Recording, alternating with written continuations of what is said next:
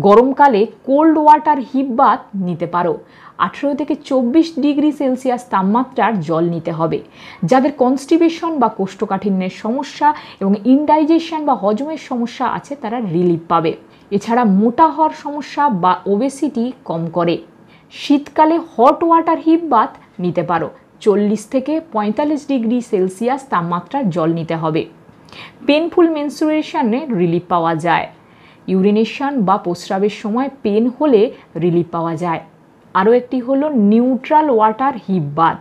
32 থেকে 36 degree Celsius তাপমাত্রার জল নিতে হবে। গ্যাস্ট্রিক প্রেশার এবং কনস্টিপেশন থাকলে রিলিফ মেলে। ব্যাক পেন বা কোমরের ব্যথায় উপশম হয়।